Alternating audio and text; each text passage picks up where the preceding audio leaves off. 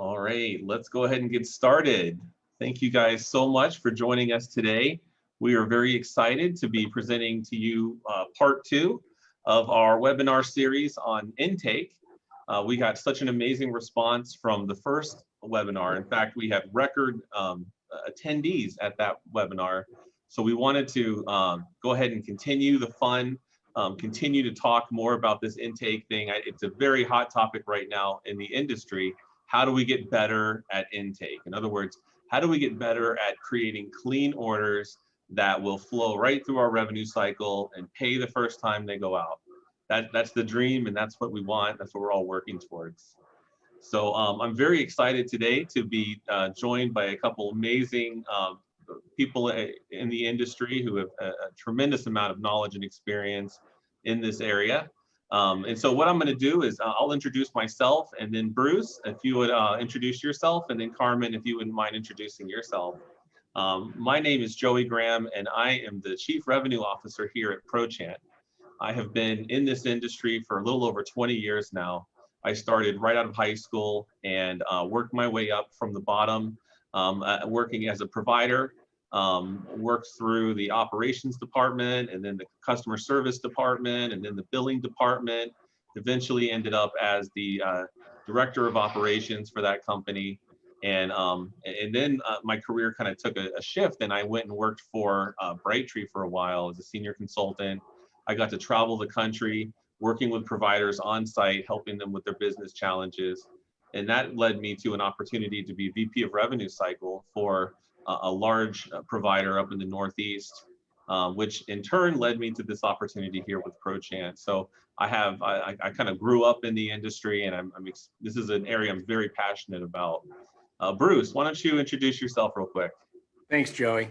My name's Bruce Gehring. I'm the Senior Vice President of the Allegiance Group, and we've been involved in the healthcare industry since 2006, specifically in the HME, DME space. And so we have been working with providers like yourself on the issues around patient pay and developing solutions for you to improve those intake processes like we're talking about today, and providing better communication to and a better patient experience so patients respond to your request to pay more effectively. And that's our goal, is to help you make your patients better paying patients. Carmen, I'll let you introduce yourself. Thanks, Bruce. Hi, guys. My name is Carmen Vasquez. I am with Adapt Health. I actually am part of AeroCare. I was with the AeroCare acquisition.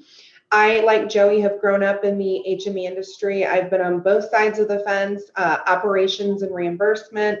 I'm asked often if I have a preference for one over the other.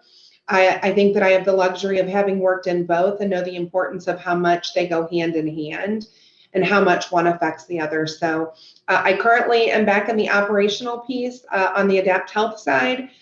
Just recently left a reimbursement role. So I'm super happy to have been invited by these two gentlemen.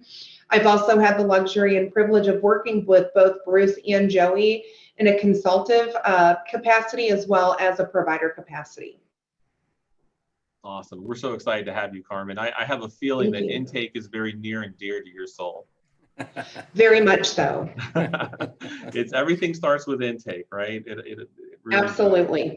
So all right, guys, so let's go ahead and jump in. We've only got about 25 minutes left. We want to keep this to about 30 minutes if we can, although providers on the line, attendees, please, if you have questions, don't hesitate to submit those into the Q&A.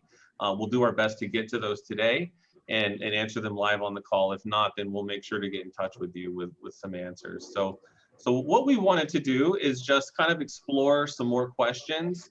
And we actually sent out a survey to a lot of the folks who registered to ask them if there were any questions that they wanted to go ahead and submit. We got several great responses from that. And so we wanted to just kind of take this opportunity to continue in that same format of kind of working through this and talking through some of these issues. So the very first question we have is, what is the right information to get upfront during intake on a new patient. And I'll take the easy part, and then I'll hand it off to Bruce and Carmen, and they can kind of give you a little more nuanced answers, right? I have to give you the following answer. I mean, when you're performing an intake for a new patient, well, I apologize. You're performing an intake for a new patient. You have to get, of course, the basic demographic information, right? Name, address, date of birth. You also have to make sure that if they're in a facility, that you not only get the facility information, the bed information, but you also get the home information. That's going to be really important. You have to get the insurance information, right? So primary, secondary, tertiary payers. You got to make sure you get the subscriber info. That's critical, right? The subscriber is the person who has the policy, not just the patient. And very often the patient is not the subscriber. You have to also get the referrals information, right? That's super critical for you and for them. Not only like who's the physician who wrote the order, but who's the referral source? Where did this referral come from? That's critical information. And that information together, the source plus the physician, that should lead you to, here's the sales rep who needs to know about this order, who's going to get credit for this order. And lastly, I would say you have to get that prescription or that order information, that, you know, what is being ordered specifically. Is it specific enough on the order? Does the order meet the requirements of a detailed written order, if one is required for this payer? Do you have information like the quantity and the length of need? You know, these are very important pieces of information that you have to make sure you gather right up front. But I know I just took the easy answer, guys. So there's a lot more though, right? It's a little more nuanced than just the basic intake. And I think that's our real point here. So Bruce, I'll hand it to you first. What kind of pops into your mind with this question? I go back to Stephen Covey. Start with the end in mind. We all want to get paid, right? So think about intake as a golden opportunity to have that communication with the patient, and that don't let that opportunity pass you by, so that you can establish the payment terms with the patient. And it's not just the payment terms, it's communication, it's the patient journey.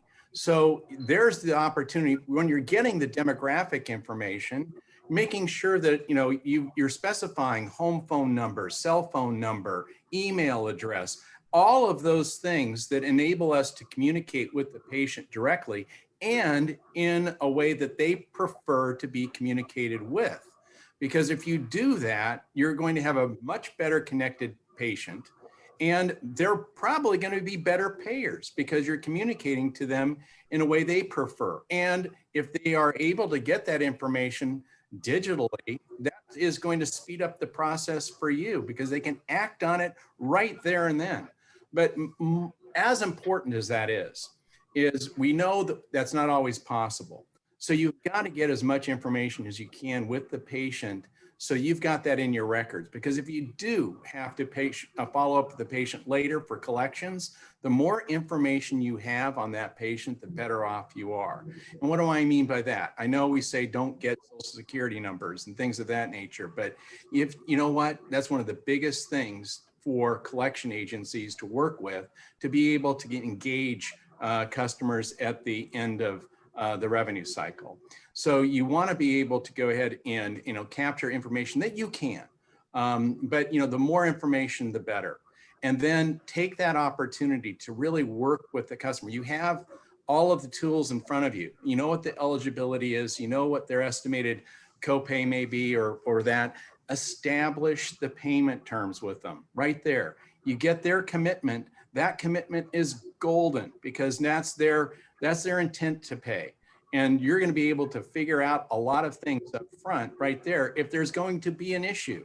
So do you need to establish a payment plan? Those types of things, so that you can get that revenue and create a better relationship with the patient. Carmen, you can add to that, I'm sure. So I think that both you gentlemen did a really good job of explaining the importance of that information up front. And I would only follow up with a few points. I think that we are in a new world, and we've got to be these the CSRs of the future, which means we're embracing technology. So email is really important. We email bills to the patient. Joey touched on the importance of the referral. I think that tracking a referral is incredibly important because you need to know who to thank for business, and you need to know what business you're getting from each referral source, because that's information that your sales team needs as well. Lastly, I'm very big on securing payment up front. We require a credit card on file. We don't run it until after there's actually a patient amount that's due. We do tell them the estimated amount up front, but as Bruce can attest, it's a known fact that people pay their medical bills last. So if I also am in a situation where I have a medically indigent patient, and it happens, we're in healthcare, that's information that we like to have up front. Lastly, I would add the importance of an emergency contact. I do a lot of pediatrics in my region, and we have a lot of disconnected phone numbers, and we sometimes are chasing down high dollar equipment. So the more information we get, the better. I also fully understand that we don't talk to referral sources like we used to talk to them. We get a lot of things that are done via fax and come through our fax wrangler into our system. So our CSRs having that eye for the information we need, and then relaying that back to our sales reps to educate their referral sources for the information that we're looking for, because they don't have the time for us to call them, and we don't have the time to call them either. Yeah, that's a great point. And I know when we talked about this ahead of time a little bit, you guys brought some really good points to the table about, number one, like Bruce is saying, when you are capturing things like cell phone, mobile, that needs to be an explicit field in your billing system. Yes. In other words, don't put the mobile number in the phone number field sometimes, and then other times it's the home number, and other times it's who knows what number, the hospital number, right? What you need to have like that in your database really defined. This is a mobile number. This is an email address, and then you can feed that. Carmen made a great point that said, if you're going to take the time to capture this information and make sure that it's discreetly identified, do something with it. Like take that next step, right? Because if you're going to demand that the patient give you their email but never send them any emails, why did you just capture their email? You know what I mean? So I think that those were great points as well that were brought up. So let's jump to the next question, guys. And I'm going to pull up the screen again really quick so you guys can see that. I'm very visual. I'm sure you guys are as well. So number two, and this is sort of a follow-up to that first question. You know, there is still some hesitancy, I would say, in the market for people to go just fully electronic, just let go of the paper and go electronic, right? And so that might be kind of a good way to look at this as well. Do we still have to obtain paper forms? Are electronic forms okay? I think in general, the answer to that is no, you do not need to continue to get paper forms. Yes, paper forms are okay. However, this wouldn't be the HME industry if there wasn't a little asterisk there, right? Because there probably are certain circumstances where you might need paper. And what I would say is you need to look at your contracts with your payers. That's going to be the biggest thing that might bite you. What I've seen in the past is, especially looking at your Medicaids, sometimes Medicaids will require like original signatures, for example, on prescriptions. That's a very old school practice, and it's very few and far between, but there are still some holdouts out there, right? So just in general, you want to make sure you kind of look through that stuff, but all the major payers, they all are fine with electronic forms. Bruce, anything to add to that? Now, I think you just hit it on the head. I mean, it's using your technology, and that is just so much more efficient. Having all the documents scanned and stored, and having that in the patient record, and having everything tied together just makes it so much cleaner for everybody. And, you know, Carmen, this is your area of expertise. So, I mean, I defer to you. So you gentlemen know me, and I'm always going to be for a paperless process. I know I've been in DME for 20 plus years, and it used to take us 72 pieces of paper to set up a walker, and it is hard to let go of that paper. But it also slows us down. I have worked for 2 separate software companies. I've used most every one that's out there, and there is none of them that do not have the ability to capture a signature on a delivery ticket electronically. Anytime that you think that short of a Medicaid state program, because I agree with Joey, I've seen a handful of those, that you're on the fence about still having to keep paper, call me, because I will talk you out of that need for paper. I like the visibility and accessibility that everybody in my organization has access to the same information. The on-call person, me, I travel between locations. I get a lot of calls a day, and I have my laptop is mobile with me. And it's very nice that we're paperless because I have everything that I need all the time. Yeah. You know, I mean, some arguments against it I've heard would be, you know, what if there was a data loss or something like that, and we lost our files? At least we could, you know, go back to our paper records. And you know, for that, I think it's really important that if when you have these electronic records, that you have them stored in a place where they're backed up redundantly, meaning they're backed up in multiple places. If you have an outage or a loss in one area, you'll be able to easily restore from a backup. You know, that does speak to really working with your software vendors and making sure that you're kind of using their recommended solutions and making sure that your network is tied up tight, right? I mean, think about what just happened with Colonial Pipeline. You know, we hate to bring this kind of stuff up, but it's real that you could get a virus and you could get something like ransomware, and it could go in and encrypt all your documents, right? And so I don't think you hear about that kind of stuff more, because you can do things in your network to make sure that if something like that was to happen, you're okay. You're only, at worst case, you'll lose a few hours worth of work, and you'll be able to restore from a backup, regenerate everything, and it's all back there. But you know, I think that is something, if you have that hesitancy, then really make sure you talk to your IT team. You know, give me a call. I'm happy to talk with you about it. What are some things you can do to kind of ease that from your mind? Now, if you have your data somewhere like Microsoft Azure or Amazon cloud, I mean, in those cases, you can have some really strong backup and redundancy and the ability that you will never lose that data. You know, Joey, I was just going to interrupt you there too, because you just went through this with high trust. We did it too. And that's a requirement now. I mean, being able to have your data so that you can have that access to that data for just, you know, business continuity. And it's really expected anymore. So if you're not doing it, you need to really think seriously about having those things in place. Right. Good. Well, let's move on to the next question. And I'm going to show my screen one more time here. So question number 3 we want to ask is, should providers use an e-prescribing platform? This comes up a lot. This is becoming more and more popular, e-prescribing platforms. And if so, why? Why? In other words, why is it becoming so popular, and why are all the large providers moving to this almost exclusively?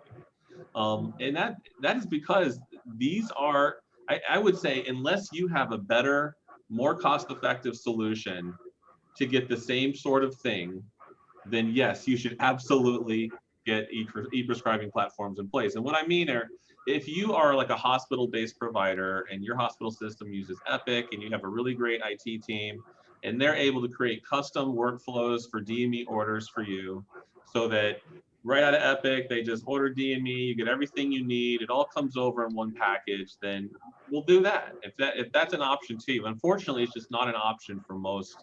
And that's where these e-prescribing platforms come in, because it's not just an e-signature platform. This is a platform that helps the provider, the clinical provider, determine whether the patient actually qualifies for a DME order. And so what you get is not only that detailed written order, but you also get medical necessity documentation. And that's the holy grail, right? That's why everybody wants it, because you get that order, it's got everything you need to go out and get an authorization, get whatever you need, fill it, bill it, move on. But this is certainly a hot topic right now in the industry. Bruce, did you have any thoughts on this?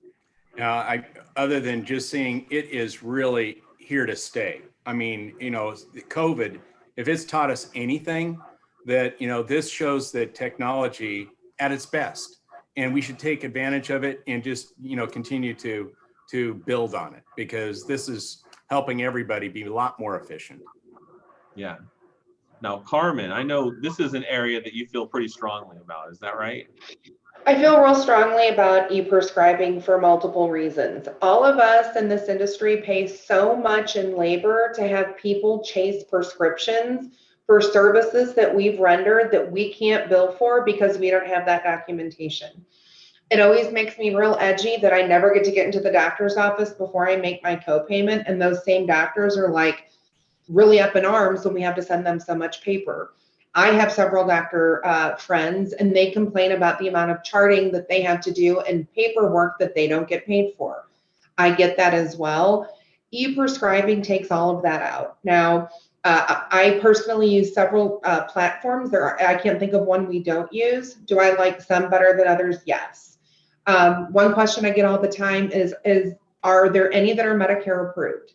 There is no such e-prescribing platform that Medicare has ever approved. It doesn't mean they're not approved, but it means that they don't actually support one versus another. They only want the document to be able to pass audit. And I can tell you I have passed multiple audits with e-prescribing documentation. So I like e-prescribing because my goal is that 85% of the orders that leave my office today are billable when they make it to the billing department tomorrow. And because we do, everything is done paperless and we capture electronic signatures, we're usually within 48 hours of delivery to confirmation, but that is my goal. It's a big goal. We don't always hit it, but that 85% of what we do is billable. That is only achieved when you're in an e-prescribed platform, and that's how they're sending you orders and getting that information to you. Wow. 85% are billable before you fill the order, before you send out the product? Awesome. Not before we send it out. Obviously, the product is there, but I'm saying that at confirmation, we can actually bill it. Awesome. Yeah. That's Awesome. perfect. Yeah, that's perfect. So super important. And if you haven't really explored it, that's definitely an area that we would recommend you guys have a look at. There are a couple really major e-prescribing platforms in the market right now. And those are Parachute, GoScripts, and DME Hub are three really big ones. Are there any others, Carmen or Bruce, that you would want to mention? Those are the three biggest ones. And I would also, and everybody, like, let's say that you are a Computers Unlimited user as a software, but you have a lot of people that want to use GoScripts. I wouldn't get hung up on the fact that that's not your software. That's still a product that has its own sign-on. DME Hub is owned by Apria, and we use DME Hub. Any place that we can get in e-prescribing, we do. Something else that we've put into play is that we don't do bent metal unless it's put through one of the e-prescribing platforms, because I have to talk about a neb more than 3 minutes, I'm already in the hole. So even though neb isn't bent metal, that was a bad example, but even walkers, canes, crutches, all that stuff is low dollar. It can be a great high volume. Joey had a client in Texas that did all the business that all of us for years thought he was crazy doing, but he nailed it because of e-prescribing. He was doing thousands and thousands a month along with Prochant and the process that they worked out. He was the genius at the end of the day, and he was on the e-prescribing platform way before anybody else was. If you're still on the fence about your e-prescribing, you're actually behind the 8 ball. I mean, that technology is what's going to take you to the next level. We all have to process more with fewer resources and fewer people, which is why embracing technology is the only way that we get to the next level. And that is a perfect segue to our next question, which is what are some other ways that providers are using technology in the intake process? And I wanted to circle back around to you, Carmen, because I think that you guys do some really amazing technology, for one thing, that in the intake process, but it's also it feeds into a question we've received in the Q&A, which talks about when you do like point of delivery solutions, like electronic delivery solutions, you get the patient to sign on the tablet. How does the patient get a copy of that? Can you speak to that a little bit? So that again is where email comes in. We use email in multiple platforms. We do it to email patients when we have a sale on a SoClean. We use it to send their paperwork to them. We email them to let them know that we're going to hit their auto pay account within the next 2 weeks. So we do every now and then have to print out paperwork back in the office and mail the patient a copy so that they have one. It is really few and far between today that everybody's grandparents have cell phones, and it's not a technology like it was 15 years ago, and it's very rare that we don't run into it. We also have seen this new trend too, where a lot of people don't have landlines anymore, which is crazy, right? I still remember my mom and dad's phone number on a phone. But we use that technology of phone numbers, cell phone numbers, and we actually text patients with a picture of our driver when the driver's on the way. And that's as much a courtesy for our patients that are older so that they know who they're answering the door for. But that's getting in front of technology, not behind it. And this next generation that's coming up, I mean, they're a different generation of people. We're not putting fewer people into the healthcare system, and technology is that piece. Yeah, absolutely. That whole topic of how are providers leveraging technology in the intake process. I mean, there's so many ways that we see that happening. It's, we talked a lot about the e-referrals. We just talked about the electronic delivery systems, but even in between, there's a lot of systems in play. I mean, some providers have actually developed their own proprietary front-end systems. They don't actually use their primary billing system for that function because they've created workflows and work queues that help the team qualify the order, right? And that's another holy grail of our industry. I mentioned one holy grail earlier, right? And that's the getting a qualified order with the medical necessity documentation at the same time. Wow, right? But this other one is also huge. I mean, there are systems out there, and they're called decision support systems. And they generally connect up with what's called a knowledge base. A knowledge base is sort of a repository for knowledge. It's like if you were to take all your people and squeeze out their brains, you would squeeze it all out into this knowledge base. And that's another dream, right? To have that. The knowledge base would say, for this payer, for this product, this is exactly what you need to qualify. Nobody has to, there's no question. This is it. This payer, this product, here's the criteria. You can then build that into what's called a decision support system. So as somebody is processing an order and taking it from step to step to step through the order process, the system is helping them. The system is saying, oh, hey, I see this is a Medicare sleep order. What's the AHI? Do you have a sleep study? And so that's kind of one level of sort of questioning, do you have this? Do you have this? There's a whole next level that I've actually seen implemented in the market where the rep has to pull the document up on the screen and, okay, you're saying you have a sleep study? Well, identify the sleep study, but not only that, go draw a box around the AHI. Go draw a box around the qualifying SAT or highlight the qualifying SAT on this documentation for this oxygen order. So it's introducing that accountability, but also, if you think about it, it's creating this system where if I get audited on the back end, I can, with the click of a button, compile the full documentation packet that I need for that order, knowing that all the documentation's in there and everything's been identified. Yeah. So I mean, that's taking it to the highest level, but there are providers out there who are doing that. Yeah. Bruce, did you have any thoughts on this? I was going to take it maybe a little bit different slant and talk about, the intake process and the monitoring and the performance side of it. Because, again, expect what you inspect, right? So you want to be able to go ahead and know if your staff's doing a good job. And, use your technology because it's there. The reporting and the technology is there to be able to see at intake who is getting that information that you need, kind of like to Carmen's point, having 85%, ready to bill, and you can determine by agent who's doing a good job, how many new accounts are they setting up, getting payment, auto payments set up, and actually even the dollars that those represent. So you can create that culture within your intake team to really drive those revenue dollars and reward them for that. I mean, that's a great way to go ahead and incent your team to do a better job at intake. Yeah. So just one thing to add behind Bruce, I do think it's important to point out, we gather all this data and then what do we do with it?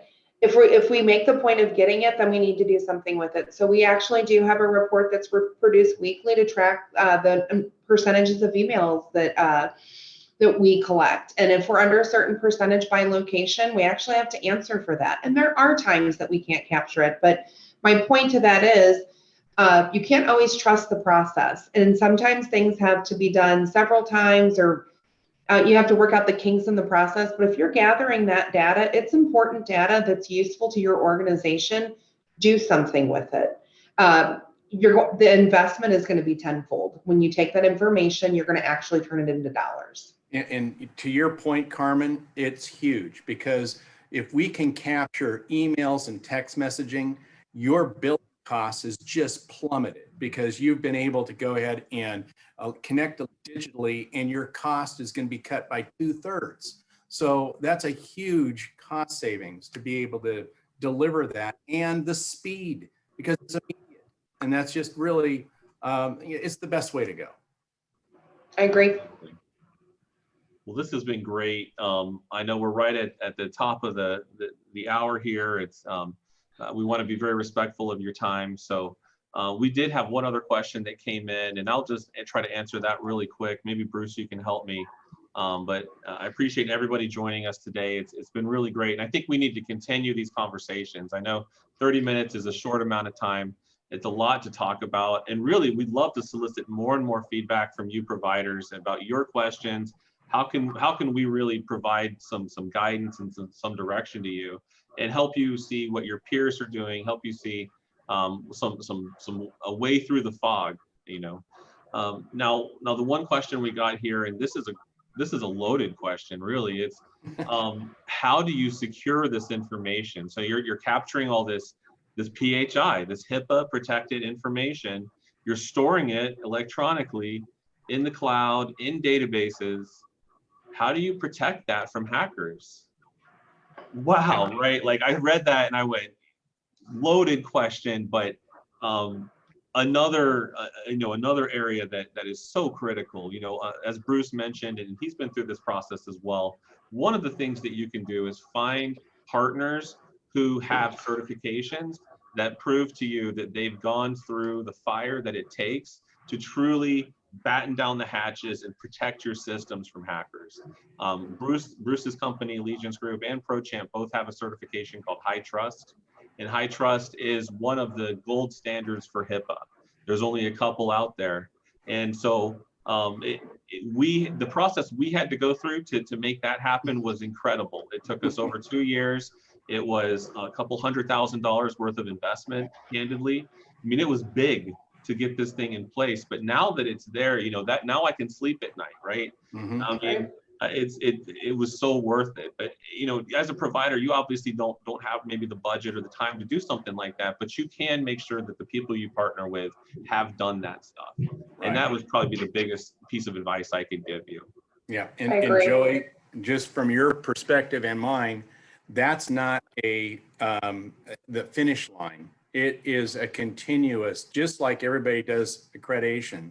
You have to continually meet those standards. And because everything's changing in technology, you have to meet new standards every year because of different types of security breaches and whatnot. So you have to always be evolving. And that's getting a good partner that is on top of that is really important. That's right. I agree. Yeah. Any thoughts, Carmen? Any last minute thoughts? No, again, I think that it's important that you know who your partners are. So you know what these gentlemen offer as far as level of protection, but that also extends to your software company. Yeah. Assumption is the devil. So ask more questions than not. Mm-hmm. That's right. Absolutely. Well, I want to, again, thank everybody who took the time to join us today. Thank you so very much. We really appreciate it. We will continue these educational webinars. And please, if you have any questions, comments, feedback, we would love to hear from you. All right. Joey, I do have one last question. Okay. Are you gentlemen both going to be at MedTrade here next month? Absolutely, yes. We will. Okay. So any of you guys that are on this call, I would encourage you to stop by either of these gentlemen's booth. Again, I have worked with these guys in a professional capacity in multiple companies and multiple capacities, and they both have a lot to offer, and their bandwidth of their network of people that that they have in their tool belt is incredible. So I would utilize that, and I would stop by and get to meet these people face to face. Thank you so much, Carmen. I appreciate it. You bet. Thank you. All Thank right. you, everybody. And yes, we'll send out the slides after the show. So thank you so much. Very good. Thank you. Have a great afternoon, guys. Take care. Bye.